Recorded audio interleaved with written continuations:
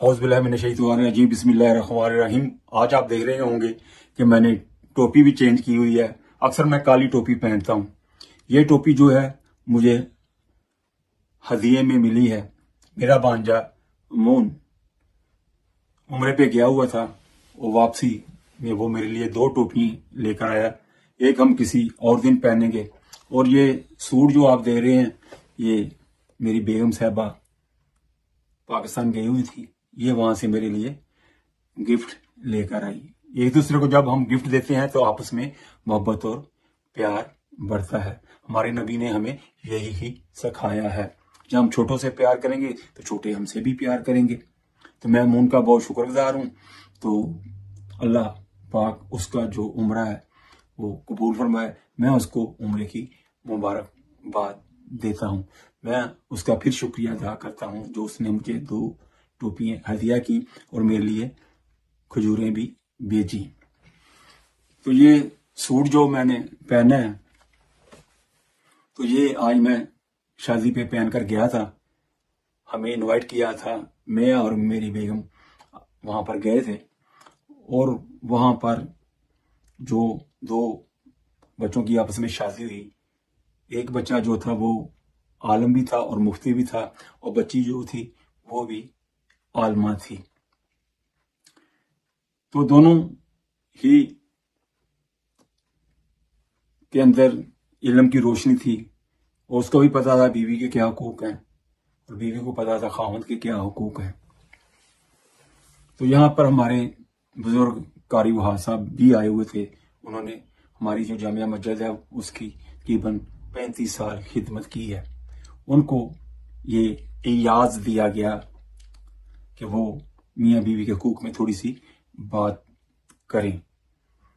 तो आए चलते हैं, कारी वहाब साहब ने जो बात की वो बात हम सुनते हैं।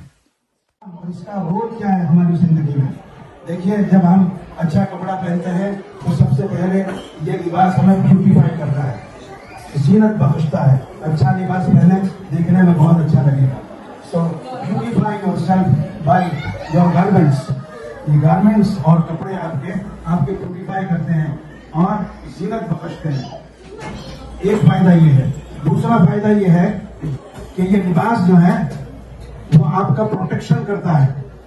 अगर सर्दी है तो आपको सर्दी से ये लिबास बचाता है, और अगर गर्द व गुबार कहीं से आ रहा है तो आपका लिबास आपको गर्द व गुबार से आपकी हिफाजत करता है। इसी तरीके से एक दूसरे को सोचना चाहिए, देखना चाहिए कि अगर मेरे शौहर में कोई ऐब है तो उस ऐब को जो बीवी का कपड़ा है, जैसे कुरान ने डिस्क्राइब किया है यहाँ पर कि बीवी लिबास है शौहर के लिए और शौहर लिबास है बीवी के लिए, तो बीवी उस ऐब को छुपाएगी और दूसरों के सामने बयान नहीं करेगी। इसी तरीके से बीवी में अगर कोई ऐब है, कोई नुक्स है, तो शौहर उसको छुपाएगा और उसको दबाएगा, बाहर जाकर के सब लोगों को कहता नहीं फिरेगा। ये एक दूसरे की जिम्मेदारी है, एक दूसरे के लिए। इसीलिए कुरान ने कहा हुन्ना लिबासुन लकुम व अंतुम लिबासुन लहुन्ना। ये एक दूसरे के लिए लिबास है। यहाँ लिबास तुम्हारा प्रोटेक्शन करता है। तो शौहर का फर्ज है बीवी को प्रोटेक्ट करना। शौहर की इज्जत और आबरू का प्रोटेक्शन यहाँ किया जाएगा। इसी तरीके से बीवी को फर्ज है कि वो शौहर की इज्जत और आबरू और उसकी डिग्निटी का प्रोटेक्शन करे, उसकी हिफाजत करे और उसको जाकर के बताया न करे।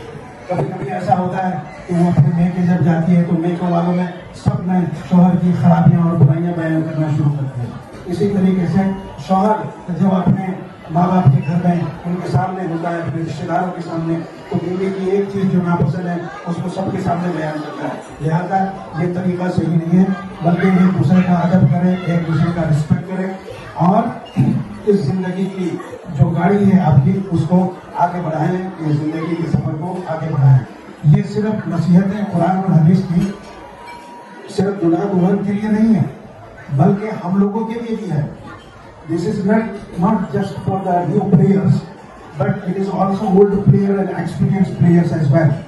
So we can learn from Quran and Sunnah that how Quran is describing the family life and family unit, and also Nabi sallallahu alayhi wa sallam mentioned in the hadith أكمل المؤمنين إيمانا أحسنهم خلقا وخيارهم خيارهم للنساء استوصوا بالنساء خيرا. Nabi sallallahu alayhi wa sallam said, the best amongst you is the one who showing good akhlaq and good character to his wife. Similarly, demand from wife to husband that the best wife is the one who respects her husband and his decision, and he always serve his husband nicely. So these are the mutual understanding. Both sides ایک دوسرے کا خیال رکھیں اور ایک دوسرے کا ادب اور رسپیکٹ کریں اور اس طریقے سے زندگی کا جو سفر ہے اس کو آگے بڑھاتے چلے جائیں. انشاءاللہ ان قرآن اور سنت کی نصیحتوں پر اگر ہم عمل کریں گے تو ہماری زندگی پرسکون ہوگی اور اطمینان اور سکون کے ساتھ یہ زندگی گزرے گی اور آپ کی فیملی یونٹ اور فیملی لائف جو ہے بہت مضبوط ہوگی اور اس سے اللہ سبحانہ و تعالیٰ دین کے پھیلنے کے ذریعے پیدا کروائیں گے. یہ صرف ایک شادی ہی نہیں ہے بلکہ شادی کے پیچھے ایک بہت لمبا سفر ہے اور اس میں اللہ نے اپنی قدرت کا مظاہرہ کیا ہے کہ یہیں سے پھر زندگی کے اور پہلو بھی کھلتے ہیں اور اس سے دعوت اور تبلیغ کا مسئلہ بھی یہاں سے حل ہوتا ہے کہ ہمیشہ شوہر کے کام میں بیوی ہاتھ بڑھائے گی اور بیوی کے کاموں میں شوہر ہاتھ بڑھائے گا. اسی طریقے سے دینی معاملات کے ساتھ ساتھ اپنے گھر میں بھی شوہر اپنی بیوی کی مدد کرے, ہیلپ کرے. گھر کے معاملات میں بھی ہمارے سامنے تو نبی صلی اللہ علیہ وسلم کی لائف اور زندگی سامنے ہے کہ آپ گھر کے کام بھی کیا کرتے تھے اور گھر کے کاموں میں مدد کرتے تھے گھر کی خواتین کی اور ازواج مطہرات کی. اس لیے ہمیں اس سے سبق لینا ہے کہ شوہر وائف کی بھی ہیلپ کرے اور وائف جو ہے شوہر کی بھی ہیلپ کرے ہر اعتبار سے. اس طرح سے دونوں ایک دوسرے کا خیال رکھیں گے تو انشاءاللہ یہ زندگی کا سفر پرسکون اور اطمینان ہوگا اور اللہ سبحانہ و تعالیٰ خیر کے فیصلے فرمائیں گے.